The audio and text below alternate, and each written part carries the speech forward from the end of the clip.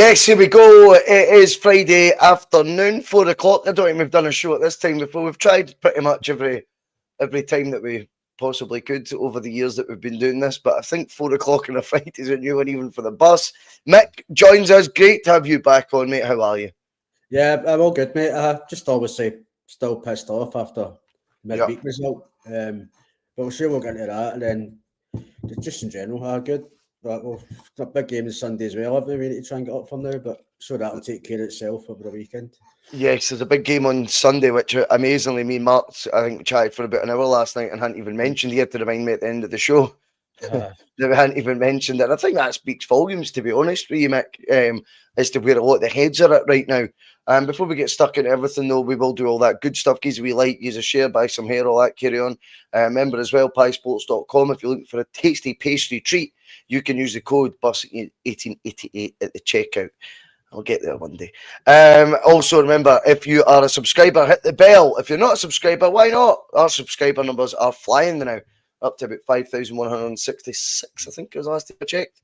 It's a big jump in the last sort of couple of weeks. We're getting a hell of a lot of views as well right now. I know the last couple of Thursdays have been extremely popular shows. We can't thank everyone enough who's tuning in. There is the the.bhoycie.bus membership. We had Celtic Made became a member right before we kicked off tonight. So a big welcome to you as a member. It's $1.99 a month, but all our content will remain free, of course, on the channel.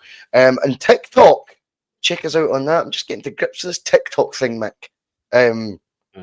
But I think our last video is sitting right now for last night. We did a wee clip. I think it was my opening sort of ramblings.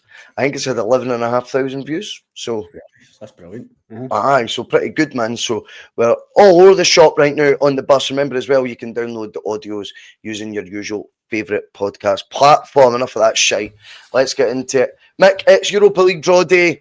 It's just not the same waiting the Europa League draw as the Champions League draw. I don't think there's any getting away from that yet. Here we are. Do I think it's good enough? No.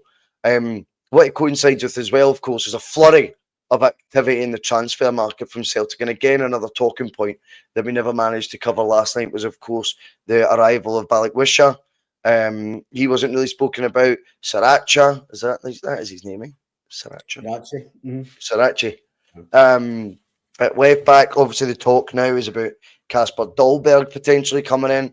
There was the much coveted departures of Adamida and Yang that got a lot of people excited. Then the managers came to kibosh today. We've got that to get through, and the small matter of Sunday. Plenty to talk about. Let's get your thoughts, Mick, on the week that was, though, first and foremost. I don't want to drag too long, but I like to get other views on it as well. I think everyone who watches the channel knows exactly where I stand on it from last night. But it's just interesting to get another perspective on the week that was and how we arrived at 2 legs with no goals conceded, even when you include the extra half hour of extra time. Over that sort of time period, that amount of football against a little-known Kazakhstan team who have just made their first ever Champions League qualification at Celtic's expense. Russell, I spoke to you before about over the summer and stuff. It's just the longer the transfer window's going on, right? You're like, you're going to do this again. We're going to go in underprepared yet again, right?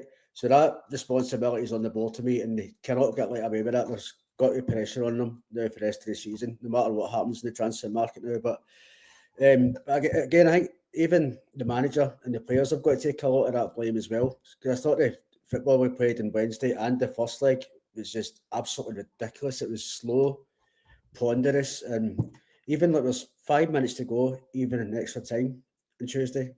You're like, show a bit of urgency. We just kept going back the way and passed between the centre halves around that horseshoe with 5 minutes to go, and it still seemed to be no urgency. And you're like, do these players know what's at stake here? There's Champions League qualification campaign on the line here, and so I think Rodgers has got to take responsibility for that as well. Just the style of football is. I know we're lacking wingers, right? That's a big factor. The way he plays is get the ball on the wings and be quick in the final third. But it was just there's no urgency whatsoever. And I think that annoyed me as much as anything. Like, see if we keep up with this horseshoe football. Honestly, God, it's the amount of times Scales and Carter Vickers were passing between each other, then out to fullback to McGregor, and then back again. So we're on the part we're a bit on biggest enemies during the week as well, and that certainly never helped.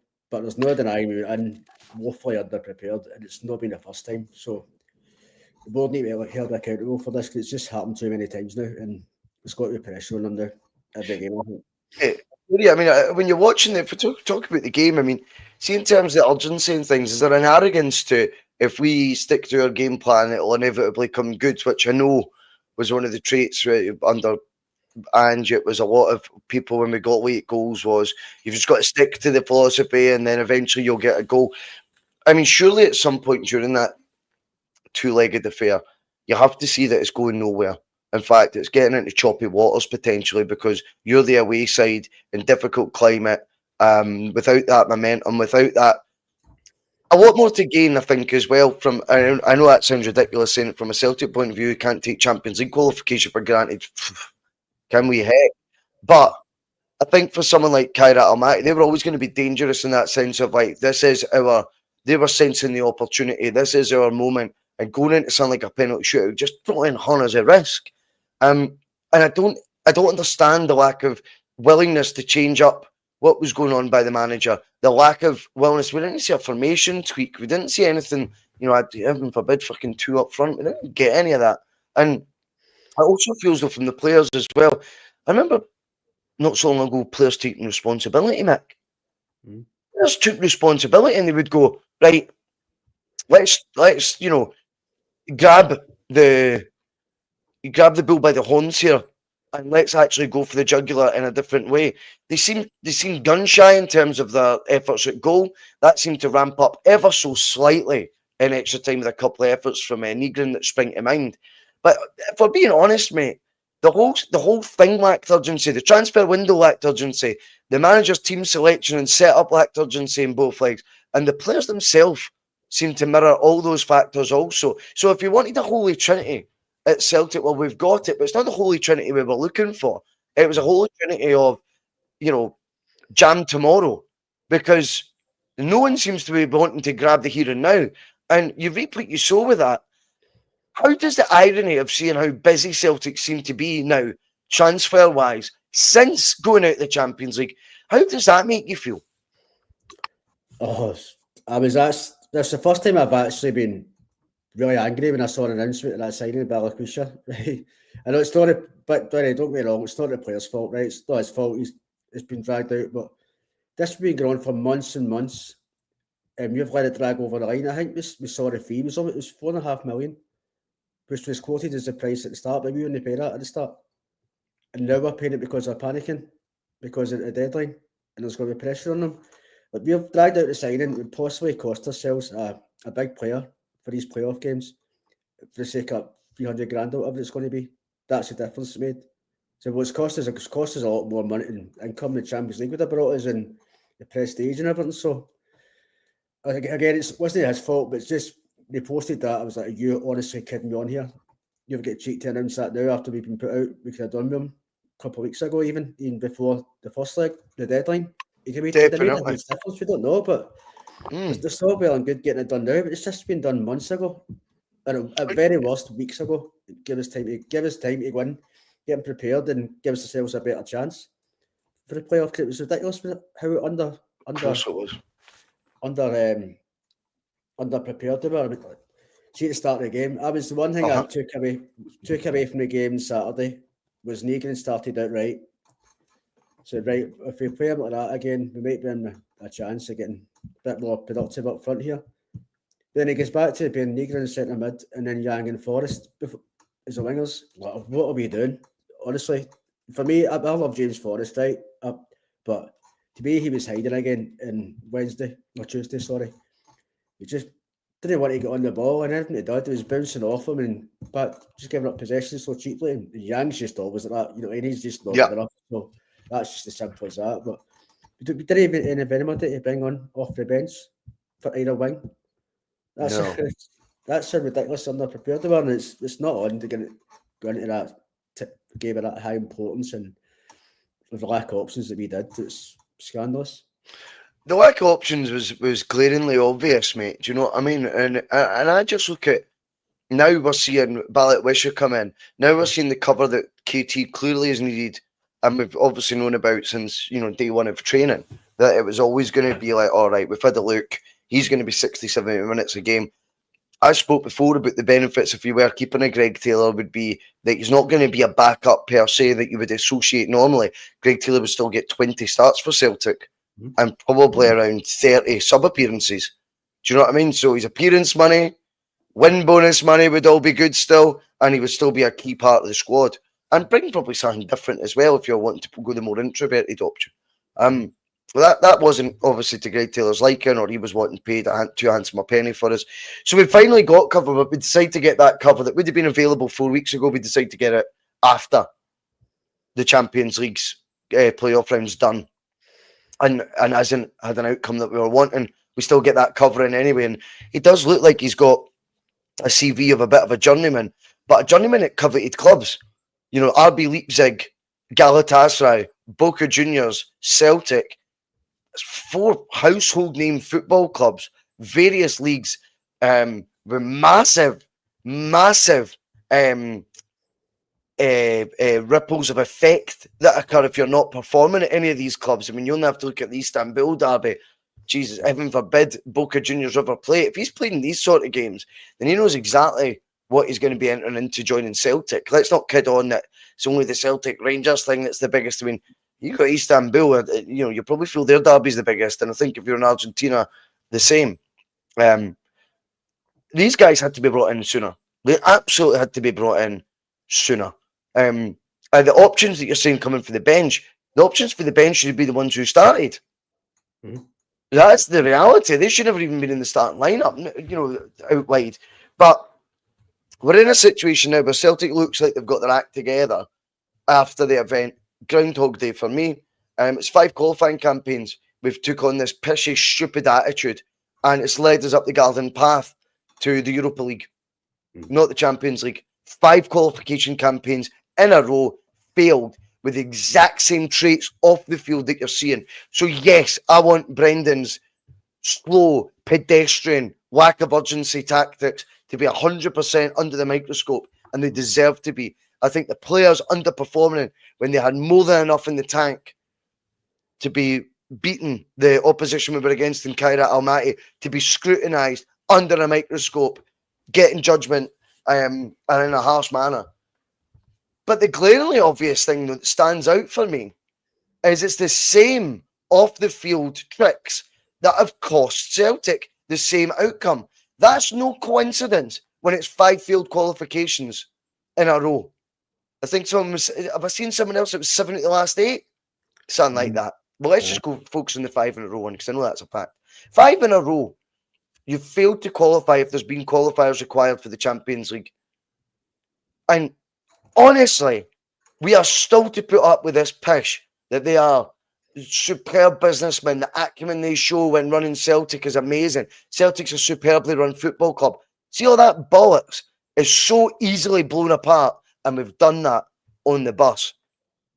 Now here we are, where we look at what the reality is in front of us in terms of transfers. We've brought in Balak Wishaw after 4 windows of chasing him. He must have been a player that Celtic had identified that could improve them before, perhaps when Jota was leaving first time round. If it wasn't earlier than that, he was sort of being potentially looked at, maybe with clubs sniffing around Jota, I don't know. And he's someone that they're obviously expecting a big impact from. So, man, I look forward to it. I can't help but have the bitterness that he wasn't in there for those games, but I love the fact he said that's not on the player. I've already discussed the fullback option now being available when those qualifiers have passed. Again, though, I'm impressed with the pedigree and CV that our left back backup actually brings to the table. And I think, to be honest with you, it's a quality reinforcement and adds depth to a position that we're going to need just basically based on KT's body alone. That's just the way it is. And I think we've went out and got in someone of, yeah, okay, that's not just, that's not project player number 1 million City brought in the door by Celtic. That's a player of substance who should be more than able to be coming on as and when needed, starting games as and when needed, and performing at a very, very decent level for Celtic. So I'm really encouraged by the signings. The timing of them's all wrong, but I'm encouraged by the players coming in. If we can try and look at them in isolation, and even I'm struggling to do it as I'm saying this wee piece right now. The striker situation, of course, is glaring because Kyogo now, 200 odd days later, as Mark was saying last night, still hasn't been replaced. We hear about a link with Kasper Dolberg, but of course we hear about the Kasper Dolberg link because the Adamida looked set to be leaving.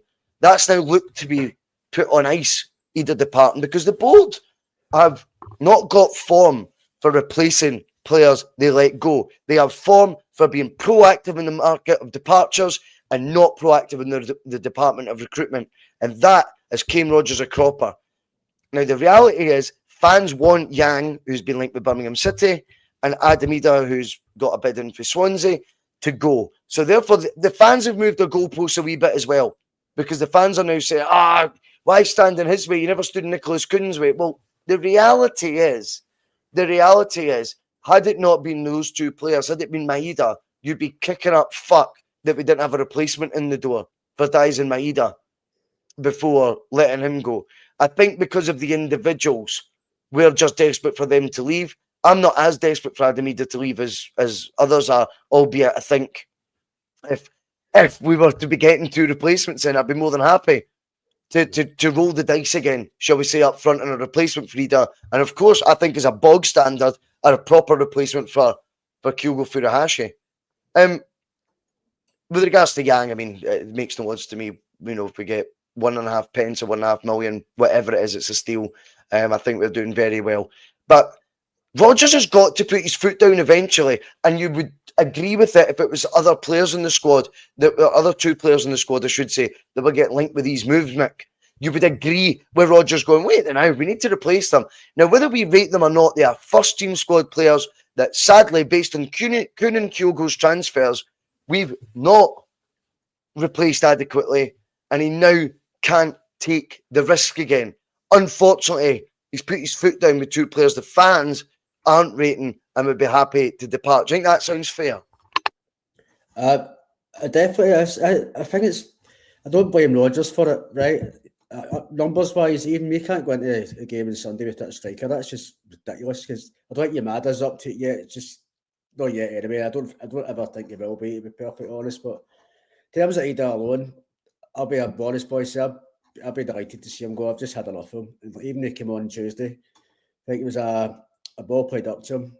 He came deep, he controlled it, and the next thing he done was pass it all the way back to Schmeichel. I was like, oh, get him out. It's just, I've talked to somebody about it, was it last week or week before? And they were saying the problem with him is he looks short of confidence, this and that. Maybe it'd be better if his competition up front. So what part does he just become? He's not good enough. He's been here long enough now. And he's never stepped up. Even with Kyogo left, you think, well, even that window you're talking about, Boycie, in January, Missile Kyogo, Brendan Rodgers made it blatantly clear in that window he wanted another striker. He was adamant we had to sign another striker once Kyogo left, and then what did we do? We signed Jeffrey Sloop. You know what I mean? Then come the summer, and I've been texting Mark back and forward over the summer and just talking about different rumours and stuff. And the later it got, I remember saying to him, "You're going to do this again at me. We're going to go in an absolute shambles into this qualifier." In terms of the new signings, I like to look at that Dolberg, to be fair. I remember him coming through at Ajax, and I've always been impressed with him. But again, it's will we get that deal done. Rodgers' comments, you're thinking, well, is he saying this because there's been a hold up, or he's obviously just got no faith in him, quite rightly, to get deals done. So, but it's a sad state of affairs when we're having to hold on to players like Yang and Ida, because we've literally zero faith in our recruitment team or getting players in. Another thing as well, we were talking about that Sriracha. I heard earlier on as well, he's not been scouted by the club. He was offered by an agent. So that just sums us up, doesn't it? Offered by an agent, that's how he's coming in. He's not even been scouted. The recruitment team. He's offered by an agent. Wow. And the club jumped at it. So that's not even down to good scouting and like doing a background on him and everything. It's just been a last minute kind of panic buy. He might do it wrong, you just said he's got a good pedigree and hopefully he does come in and does well, but just shows how bad the recruitment team is that we haven't to panic buy like this and going to say of agents still, even to this day, after I made a big deal about bringing the doctor of football at Paul Tidsdale and stuff like that, and apparently we'd overhauled the recruitment set up and everything. Then we're still going to say agents. It's ridiculous. It is ridiculous, that aspect. I mean, you've got to be honest with yourself as well. And when you look at the profile um, of this agent find, it doesn't, sort of fit the template of Celtic typical signings. So that probably makes sense, exactly what you're saying there. I think there'd be a wee bit of substance to that, to be perfectly honest with you. I mean, I look at the link with Dolberg, and I just feel that there's two sides to this as well. Maybe people haven't considered. And I want your thoughts on this theory. And maybe I'm giving too much credit, by the way, to the manager. But when you look at last summer, what was the guarantee why Celtic paid more for Adam Idah?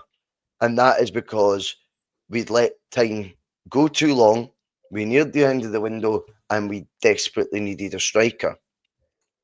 So, in signing Adam Idah, we paid over the odds, almost double, I think, the fee we could have gotten for at the end of the season. I think we would have been available a £5 million footballer. I think we would have got 5 million. And I think he'd probably not be quite as much of a scapegoat as what he is right now as well, incidentally. But that's by the by. And Rodgers right now could, if there's substance to the Kasper Dolberg rumours, be in a position where he's trying to protect his chances of signing someone he thinks could really impact that first team.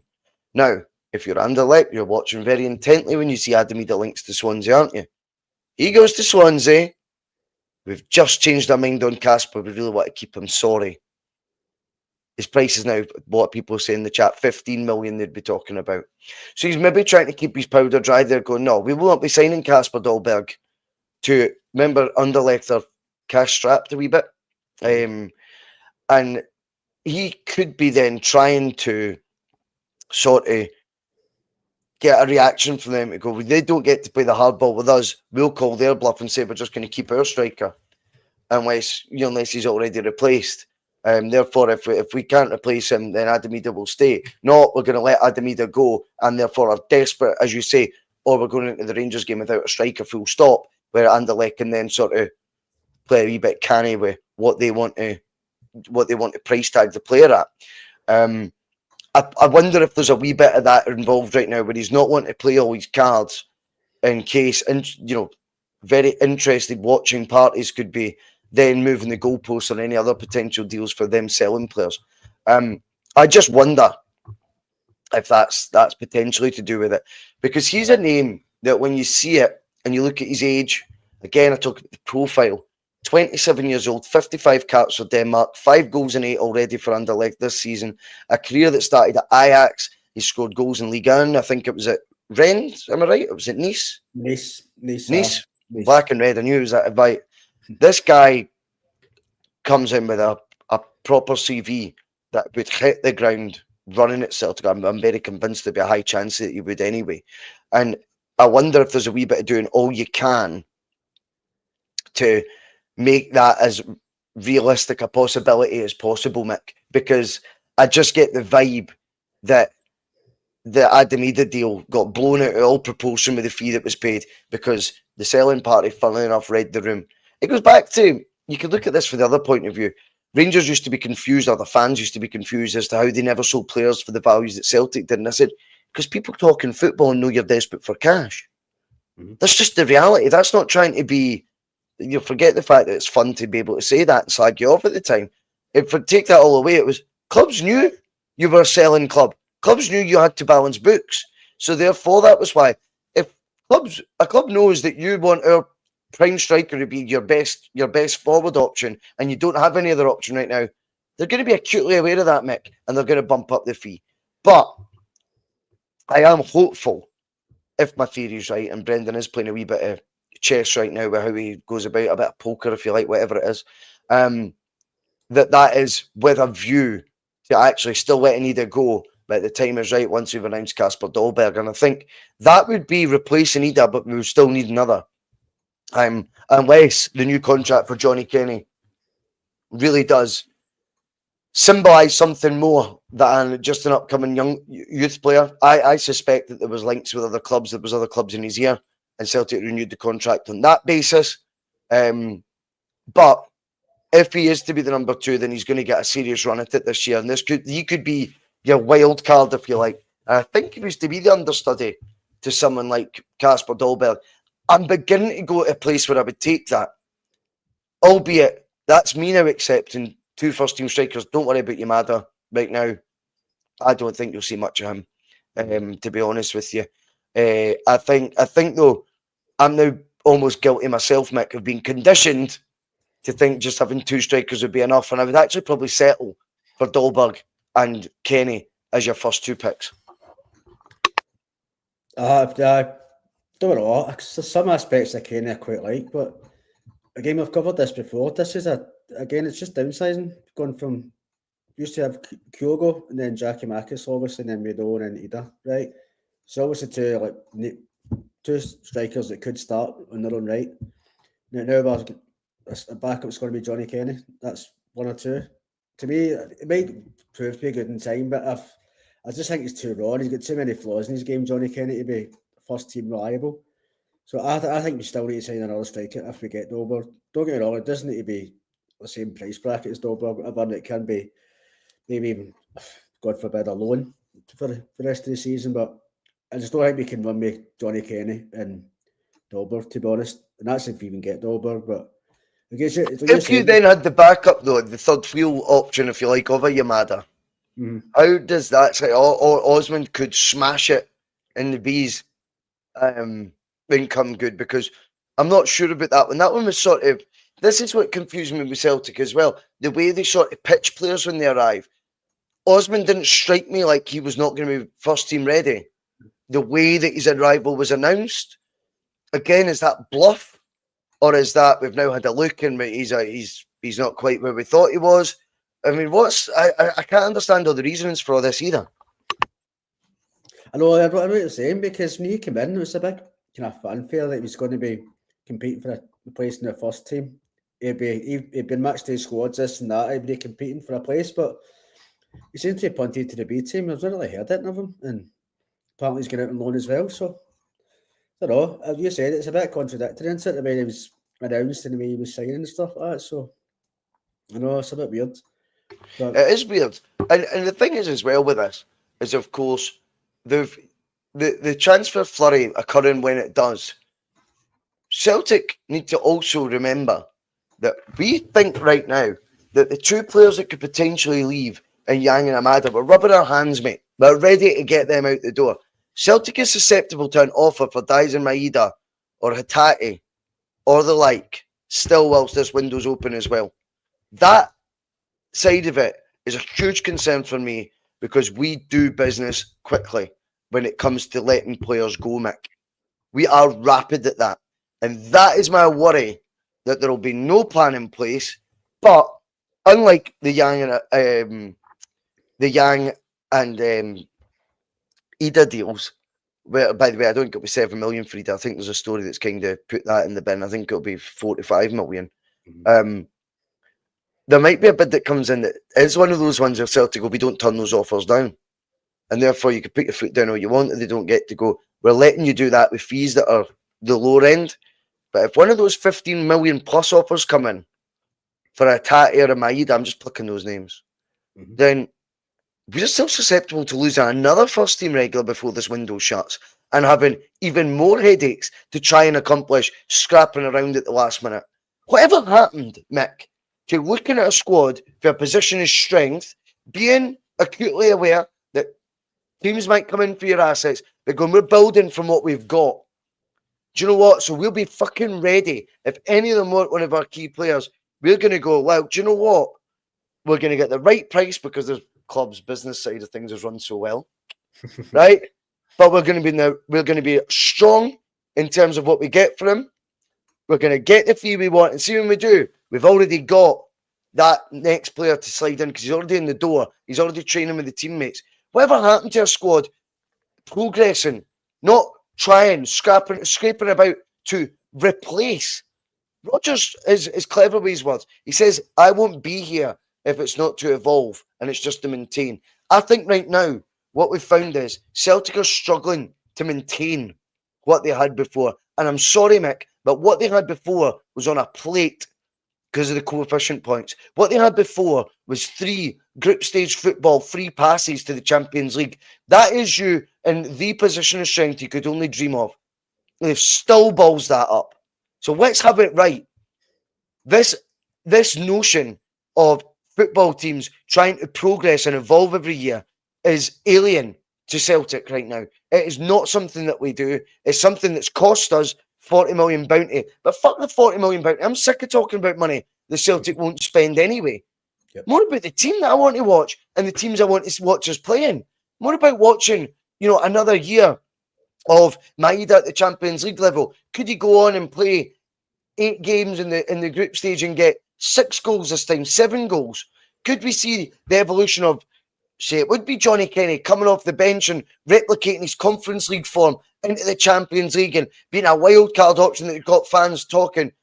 Right now, it's all in the, let's be honest, in the reserve European Cup. It's in the reserve one. It's in the one that we've not even discussed the group stage of yet, and we're over half an hour in. That's what fucks me off, Mick. Do you know what I mean? Definitely, mate. I mean, like we said before, just to be Europa League, right? And we get good draws and we had a couple of maybe decent runs and good results. But we've not even won a knockout tie in that for like 21 years. Like Barcelona was 24 years, I think it was. 21 years Barcelona. That was the last knockout tie we won. 2004, yep. 2004. Then we went out to Villarreal. That's right. So, like you're saying, in Europa League, different. It's just the way it's went about, boys. Saying like this, the way they went to qualify. I mean, see if you and like we'd done our homework, we got players in early, and we went out to playoff, right? Just get a bad result, maybe a bad stroke of luck or something. Fine, you can accept that, and you take Europa League, and you take it for what it is. It's just the way it came about. It's pissing a lot of people off, and how we've ended up in it. That's what really annoys people, I think. And like you said, you want to be in the Champions League. It's nothing to do with money, you just said, boys. It's just more. It's like a club any ambition that we should have, right? That's what you want to be, is the Champions League and building as a club year on year. And like you said, I'll be honest, we're there because of the Rangers' achievements in Europe over the last few years, the coefficient. We're not there off our own back. We're going by a qualifying record. So, in fact, we've had Champions League football 3 years in a row, and we still wouldn't build on it, wouldn't show any ambition, wouldn't try to push on. Then that's what really rankles me. And Europa League is probably what we deserve just before the board's attitude. And we just need to take it as it is. So there shouldn't be there. It's simple as that. We will move on. We will have a look at the Europa League draw now, Mick, and I will just bring it up on the old screen if I can. Because, yeah, there we go. I don't know if you can see that. Can you see it yet? There we go. Cool. Right, okay. So, when we look at that draw, our home ties, first and foremost, consist of Roma, Braga, don't ask me how to pronounce, is it Sturm Graz, sorry, Utrecht, and then away we've got Feyenoord, Midtjylland, Bologna, and you have a go at pronouncing it, Mick. Do me a favour. Sverna Svedsta, I think you pronounced That's it. That sounded good. Big Sverna Svedsa. Apparently he could play right back and all. I mean, we look at that draw there, and do you know what? This is the mad thing. Don't console yourself with going, we've probably got more of a chance in the Europa League. I look at that draw, and I see a lot of danger. I'm only looking at the last result we had, by the way. In a European qualifier. You don't need to look back far. Only a matter of days, 3 days since the Kairat Almaty disaster.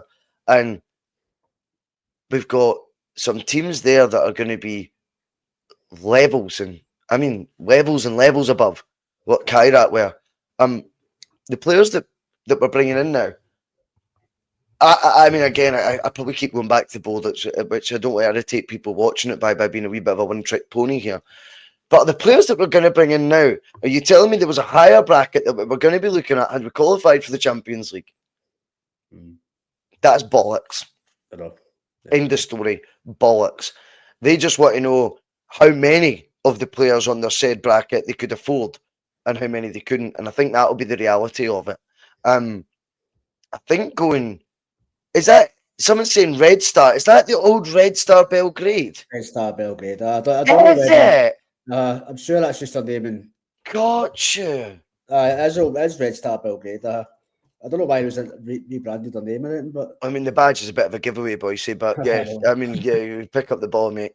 I never even clicked on that today. I thought, oh, do there? Never heard of them. no. And interestingly, Hibs were playing Partizan Belgrade. Remember that? And again, these are names that were, going back a fair bit now, 30, 40 years, were kind of households. Not so much now, but I mean, Serbia away sounds a terrible away trip for what's probably the weakest team out of them all. Sturm Graz at home, you're looking for your 3 points. Big time. I think Braga at home will be tricky. Yep. I think Utrecht at home, you've got to be looking to put 17 goals past them because their goalkeeper's Vasilis Barkas. So with Barkas back at Celtic Park, minimum double figures we've got to be going for.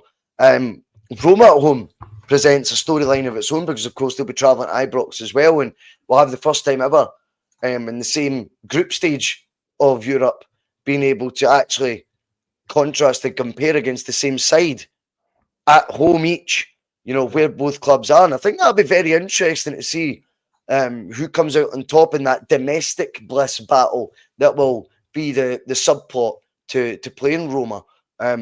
Again, it's not a tie that I fancy too much. Feyenoord away gives you the absolute fear as well. Midtjylland away, I mean, to be honest with you, I think Ange got away with one with that.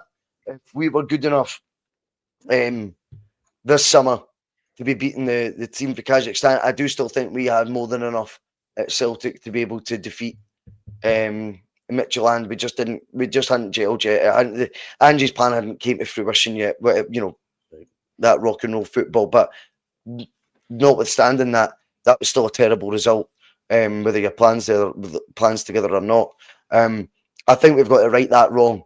I've got confidence that we'll go to Denmark and actually get a result there. But I'll be honest, I think it's borderline Celtic's qualification. If you want my honest hunch, I think we could be top 24 if they do that in the Europa League. Do they do that in Europa League? See, I'm not Champions League. I'm not Champions League with myself now, mate. Are you sure? Same setup. I mean, Graham Martin, I love your confidence, mate. He says Celtic should be looking at a top 8 finish. Celtic should be looking at that, but that's only Celtic as Celtic in name. I think, Graham, to be honest with you, I mean, any side that goes out to Kairat Almaty can't get a goal over those 2 games. I think that'll be tricky. Loopy's at the other end of the scale. He's thinking 7 points. I think I'm slightly above that. I think your Sturm Graz, Utrecht, Braga, you would be looking to get something from. I'm not sure going to Serbia, I fancy. No. Feyenoord the way I don't fancy. And then Roma would be the one where you could really kickstart the Celtic, putting their name in the map in Europe sort of thing again. And that's the beauty of drawing the bigger name teams, Mick, like Roma. They're so important to get these games because it gives you that opportunity to give yourself a reference point when you're going at the board. And I think, to be fair to Rodgers and the team, they did have that with the Bayern game. I know they went out. I think that was a real reference point where you sold our top striker and still without replacing him, we just were a ball hair away for extra time against Bayern Munich, an absolute top 5, I would say, European clubs there is.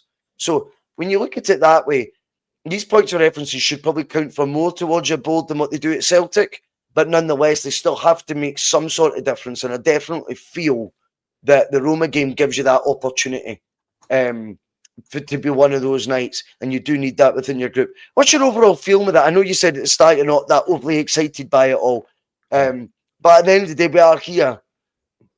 This is the way the season's going to play out. Is these games being a massive part of the campaign?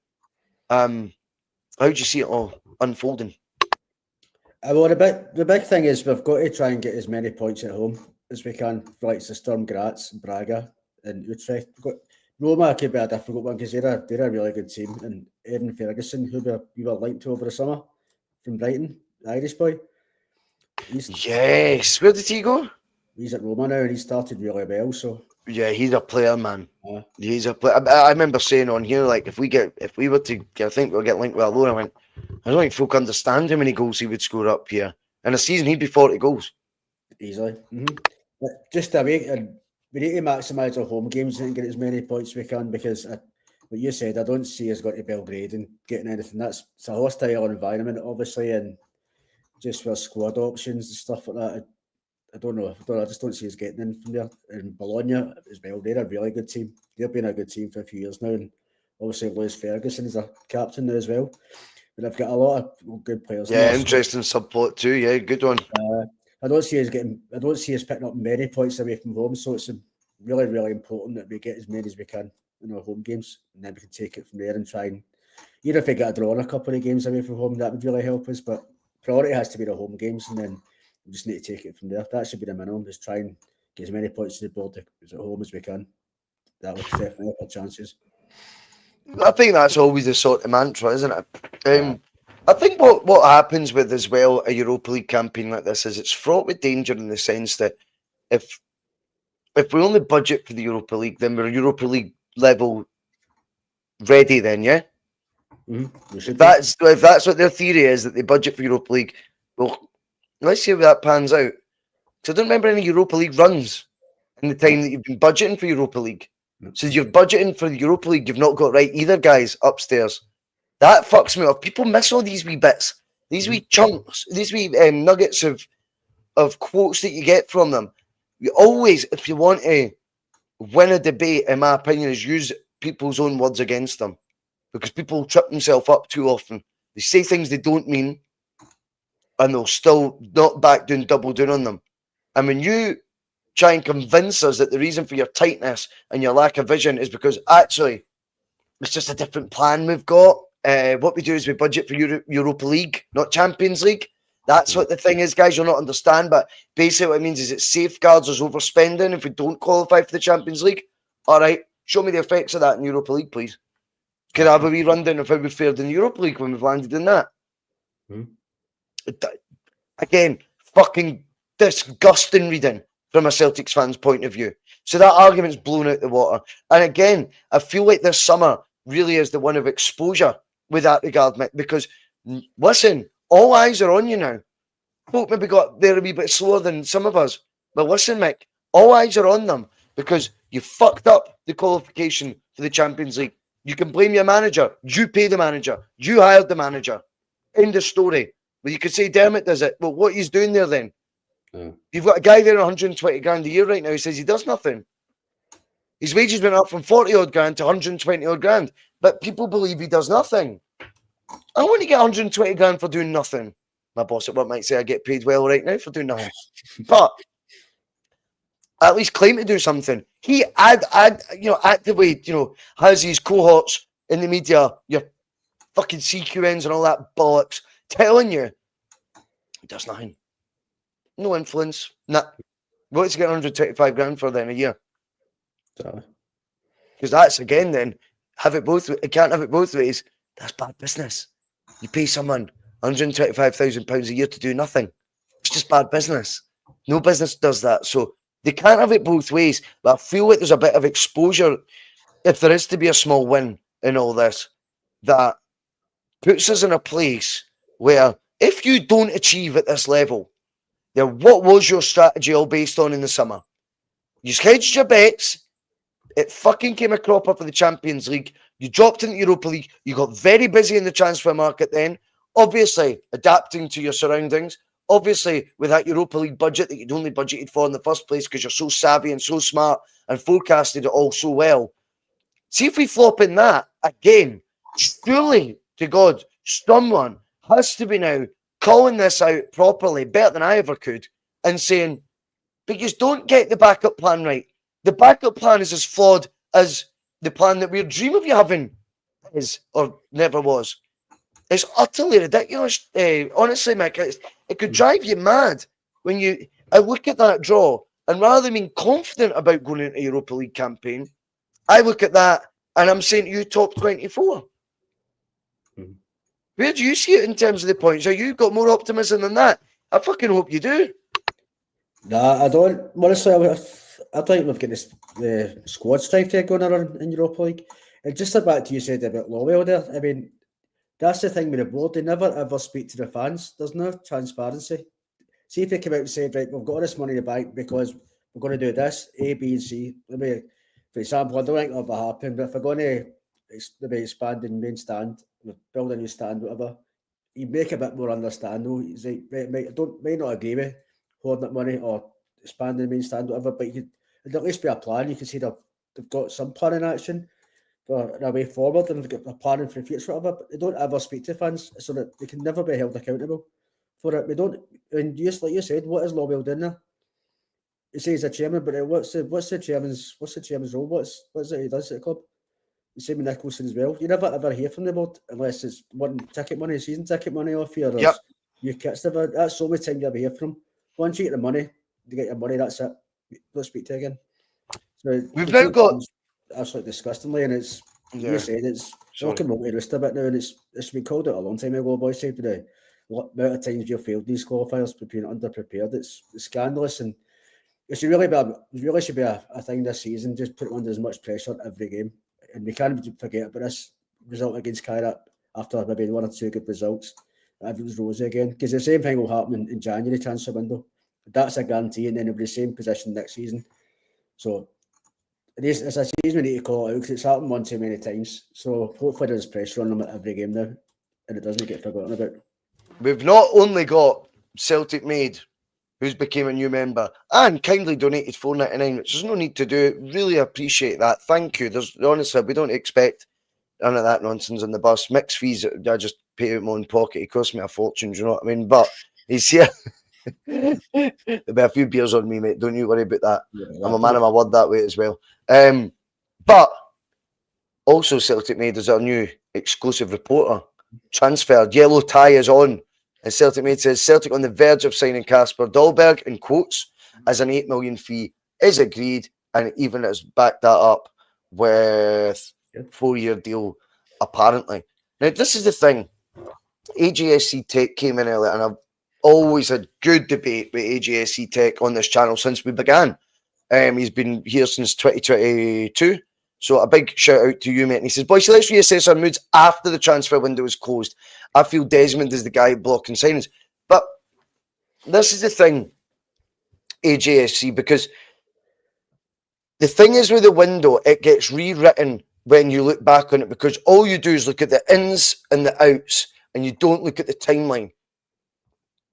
And if Roger's getting slated today for his quotes, well, hopefully you've read them all, because he said today the club generally brings in good value for players that they let go of, but they do put in a lot back to get players in. But it's the timing of the recruitment that we need to be better at. He says that. And that is so important when viewing whether a window has been successful or not, fairly and more balanced.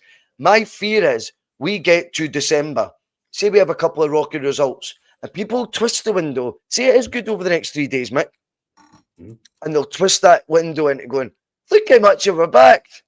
Forgetting that it cost us 40 million in the Champions League, forgetting that the players didn't get a pre-season that were brought in, forgetting that there were players that could have had Celtic playing at Europe's top table, forgetting that, obviously the vast money missed, and just the whole fact that you're getting a better version of Celtic from an earlier date. And by the way, maybe if those things had all been done, we wouldn't be dropping the points we were later on in the towards the end of the year come Christmas. These are just hypotheticals on my part, of course. But what I don't like is windows getting revisited as successful windows just purely based on the players who came in and the players who left. There's so much more to it. And I think the timing and the games that happen in between, the effect it has on pre-season, and of course the effect it's had this year on qualification for the big boys table are so important to factor in when you view a window as well. So I'm all for reassessing the mood, but as long as we're doing it with all those factors included, AJSC, what do you say to that, Mick? I don't think there's any rewriting this window, boys. See what happens now anyway. It's bear in mind, we went out to a team from Kazakhstan because we were in woefully underprepared. There's no rewriting that. You can sign. I like to look at Dolberg, as I said, but it feels it's a little too late. It's been done. Or it's been done weeks ago. So I was laughing at the cat as well. Funny. No, Right. it's not. My cat does not ever go up there. I've said this before. The only time he runs on that couch ever is if I'm live in the podcast. Yeah, he's honestly, he's like his dad. Just loves getting to be the centre of attention, mate. Isn't that right? So I know it's quite funny. I always see him going to passing the accounts. I always laugh at it. But like you said, there's no rewriting. We're out to a team that's ranked 300 in Europe or something. The team, I'd never be a bit ignorant, but I'd never even heard of them, to be honest. Kaira Amati. And we went out to them. I'd have got the same coefficient as Hearts or something ridiculous as that. Or even lesser than them. So even if you get a few signings in now, right, like Dolberg, like I said, I like looking, but there's just no rewriting this. We're out because of their woeful forward planning and not getting players in quick enough. That can't be rewritten no matter what happens now. No, it can't be rewritten, mate. I'm just having a wee look here on the old... Right, there we go. There's Chinecti. Have you seen that one with the Hammarby player? I've seen the link to it. Rejected again. 3.9 now. I posted. The thing is, I remember when, ironic example, but I remember when Tony Andre Flo joined Chelsea. I think he was around £1 million. I think Solskjaer to Man United was around £700,000. £1.5 million. That was 1.5. How much? £1.5 million. Was it 1.5? Right, you'll know better than me. You're a Man U man, so no, definitely. So so what happens then in that timeline is they were the late 90s. It's now the mid 2020s. Football inflations went up. Players that were costing £1 million back then, £1.5 million back then, now cost £5 million. Yeah.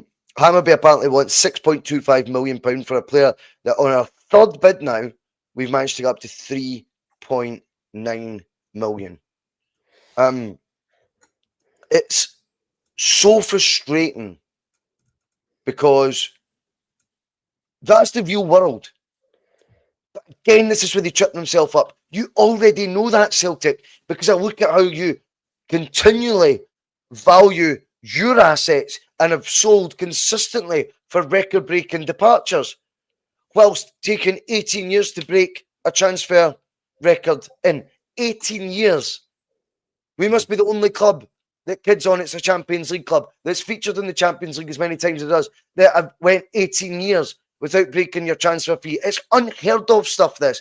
And you're told that's well-run business. What about the product on the park? Surely a whole factor that you put in to a well-run business is what you're watching on the park. And if we can't get a Hammarby winger now over the line, because we're not accepting that they want a fair fee for a player, which is about a third what we would want for a key player of ours to be sold.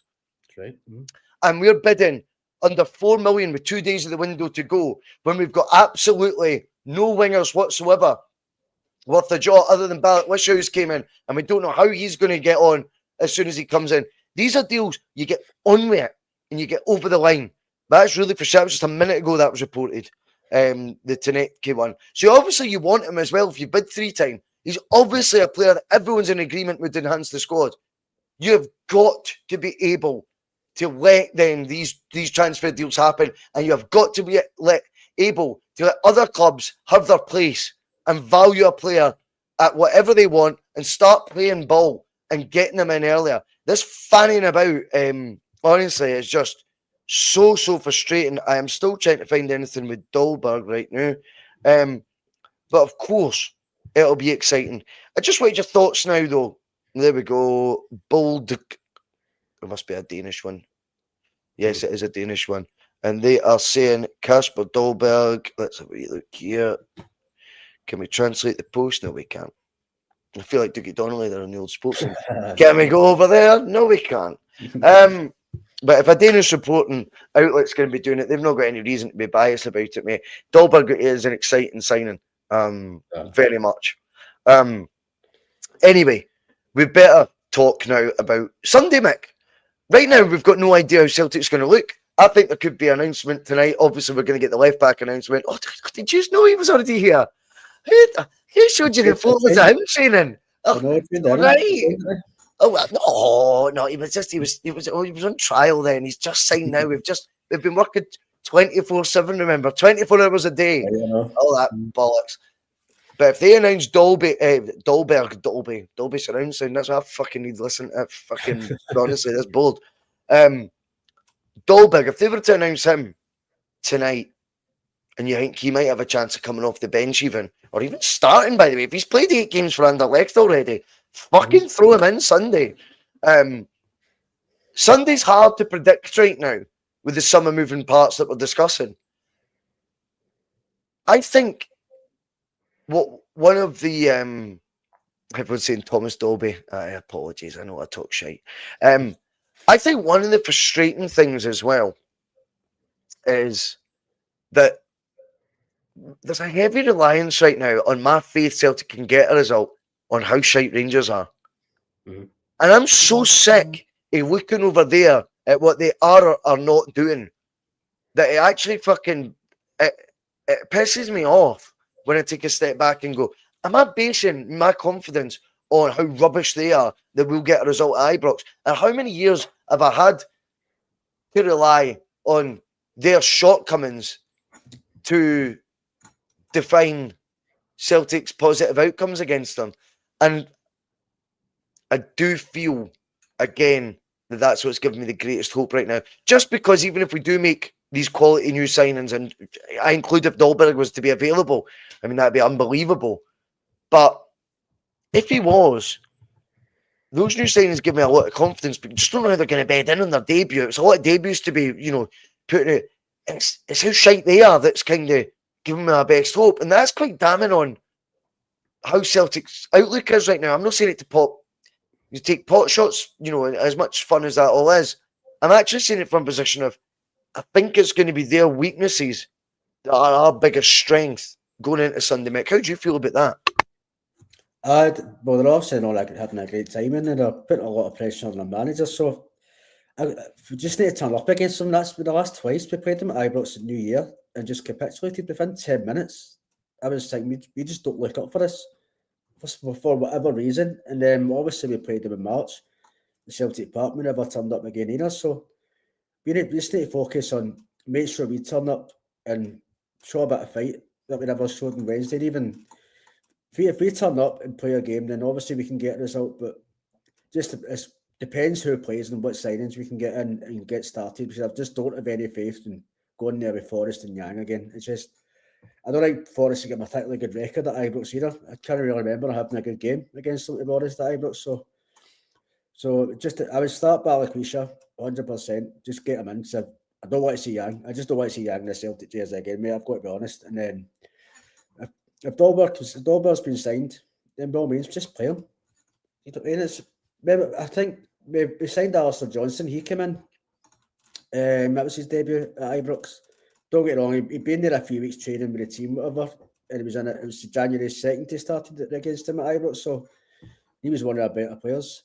And with him in the turmoil there is, then just go for the game, go for it, and if you should be able to beat them, don't get wrong, I'm still not particularly confident, to be honest, because these kind of games can flop any real result, but we should be confident going there and beating them, and all the pressure's on them. If we score early or even keep it tight for 20 minutes, Ibrox will be toxic because they're just not having a manager at all. So the onus is on us basically to take it to them and go and get a result, because I think the fans deserve it as well after Tuesday. We deserve a performance, so hopefully we turn up and just get it done on Tuesday.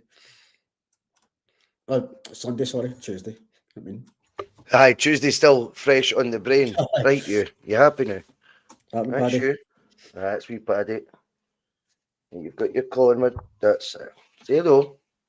Say hello. Paddy. Hey! Right. That's you happy now. Yeah, I think as well with Sunday, Mick, P. McLaughlin comes in, he's so right.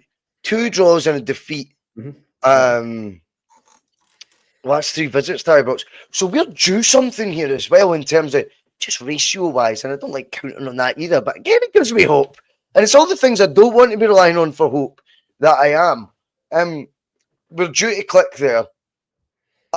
I think from their point of view, they're right now going through a Groundhog Day of their own. If I feel like Celtic are, in terms of their aspirations in Europe, in terms of how they treat the lack of respect they treat the Champions League with, then we've got to say that their fans completely disrespect any anything that resembles a new project, unless it has Rangers 3 points every single game attached to it, which is never going to be your instant solution unless you get someone with a magic wand or what they really just want, and that is the return to £100 million spent in the summer, and all that sort of pish.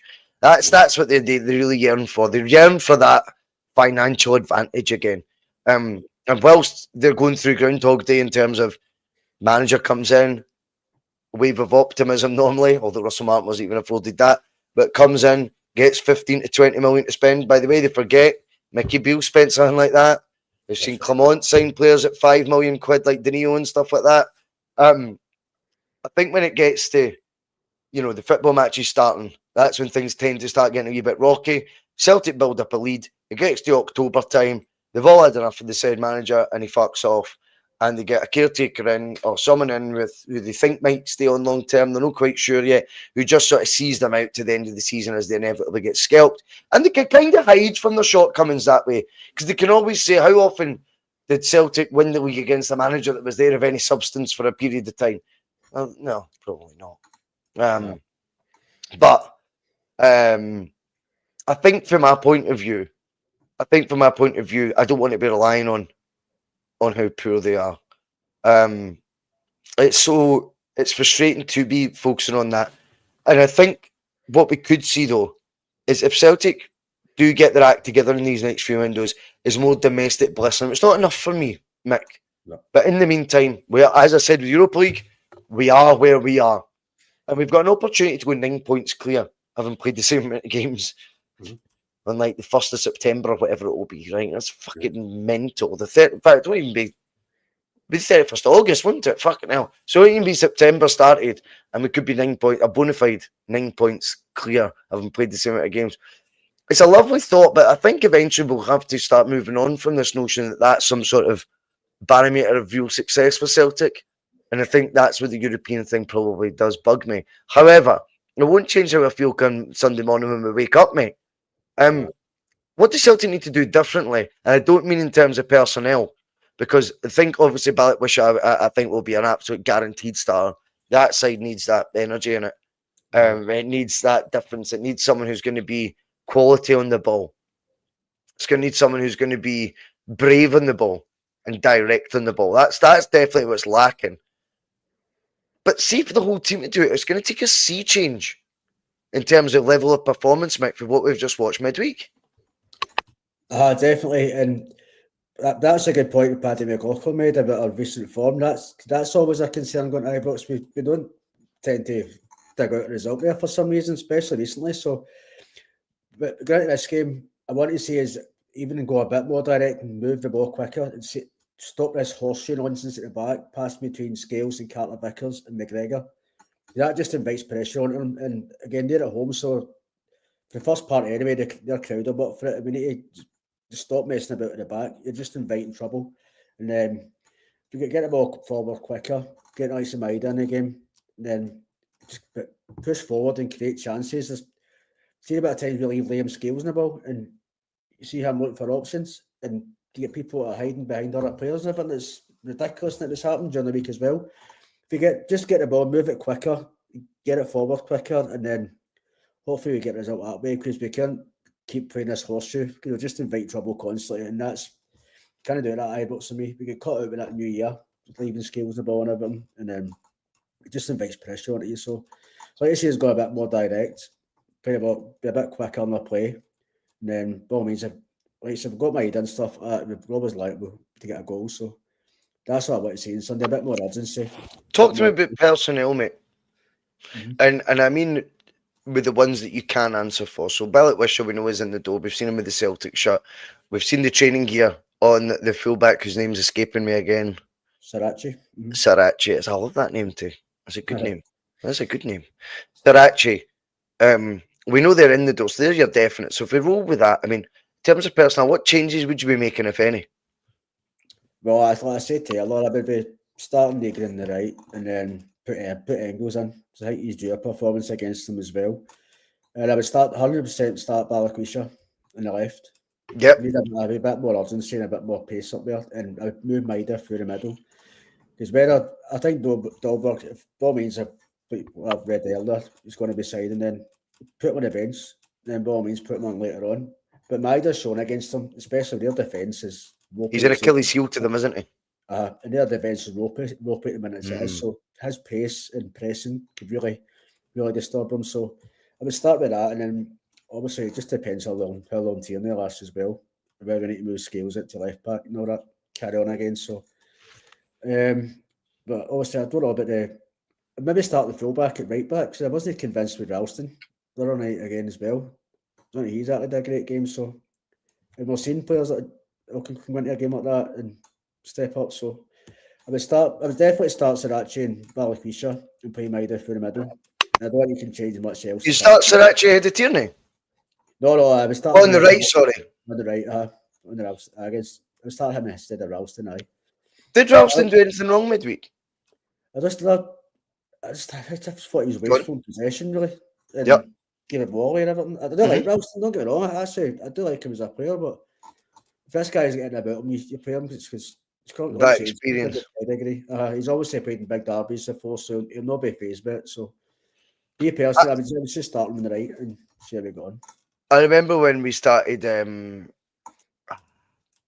knew he was going to do that.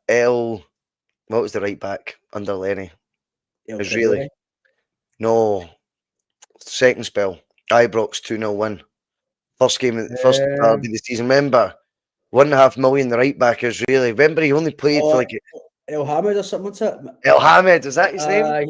He was decent as well. But his debut was excellent, mate. But he seemed to be someone who's like, I don't know what the Israeli derbies are like, but he struck me at 28, I think he was as well, maybe 27, 28. But he was ice cold to it all, mate. And he was like, I've played in hot atmospheres. Like, this is sound. Do you know what I mean? And I think that really was telling. And I think, if I'm not mistaken, Bauer came on that day. I know he was overall pish. But again, with someone taking the ball for a run when they got their red card, it's because he was, and that's the difference when you get folk at that age sort of bracket as well, coming in if they are going to be making their debuts in this game. And isn't it so funny how I'm talking about debuts in a derby? Would that not mean that we were signing players then as well? At the end of a window. Funny that, eh? And, different manager, exact same transfer strategy. But I think that's where you see the benefits of these things. I think, though, if I'm honest with you, I would push back. If the Dolberg thing is a goer, he starts for me. You just put him straight in. I just put him straight in, and then you work out what you're doing with Maida and Balikwisha. But that pace alone and that intensity, and maybe, by the way, just a wee rocket up the arse that Tyson's needing right now. Just, we watched Nicholas Kuhn display body language. A lot of people were on the body language last year of Nicholas Kuhn. Seemed to be after Jota arrived. Where come he's getting all the fanfare? I've scored more goals and contributed more than he ever has in a single season. That sort of, you'd seem to be a bit cheesed off by it all. Maybe Maida needs cheesed off a wee bit. Maybe he needs to know that, there's people here to take your crown, mate. And when we've got Balikwisha flying and Jota comes back for his injury, whenever that may be, they can do a hell of a lot more things with the football than you can technically. So you better be in there doing your joker card sort of performances more often than not. And that being, whether it's a toe poke, whether it's a sclaff, or whether it's one of your absolutely bizarre worldies that you do, by the way, more than capable of scoring also. You better be doing that toe down to your place, because it's going to be a struggle if you see yourself as a number 9 to get Casper Dolberg's shit. If he's coming in at £8-9 million, £15 million, I don't think we'll pay 15, but if that's what they're quoting, that's what they're quoting. And it's not going to be easy to get it off the other two aforementioned wingers when they're fully fit. So sometimes he's going to need that that push as well. He's just the same as anyone else. I think Callum McGregor looks tired in the midfield, but albeit he will start. Celtic win, I guarantee you, the narrative will be he ran the game. And that'll be for both sides. Rangers say, we allowed Callum McGregor to run the game, and Celtic fans just say, I don't even know if some fans watch the game, they just say that. It's one of those guaranteed narratives that will occur, albeit, of course, he starts in my lineup too. Engels, I agree with you on. He's got to come back in. Has to come back in. And again, I think you see a big performance from him. I like him just being ticking. I don't need big performances for Engels. I need Engels to do what Engels does. And folks start appreciating that when he's keeping the engine ticking, he's very, very good at it. I just wonder if the one you do need a bigger game in this particular fixture from is Rio Tati. Definitely. Do you get me? He's more than capable. He's turned up against him before, obviously. He's definitely got an ability, but Hatate can still be like that. He'll be absolutely brilliant one game, then he'll be average for the next 4. So just a bit more consistency, but he's definitely got the ability and the technical ability, and he's got that one in the midfield that's got an eye for a pass, and he can open up teams. So, but definitely need a big performance because he's not started the season great, Hatate. So, really need him to step up. I agree with that one. Totally agree, mate. Right, okay, that's us done. It's been around 11 minutes. It's been an absolute pleasure, Mick, having you on again, mate. I really enjoy your company when you're on the bus. It's been over 110, sort of almost the whole show, which is amazing for a Friday at 4 o'clock when you consider how many people are still at work and all that. And as I said at the top of the show, the views recently have been absolutely outstanding. And of course, that motivates me that wee bit more to be a wee bit more proactive on the old channel as well.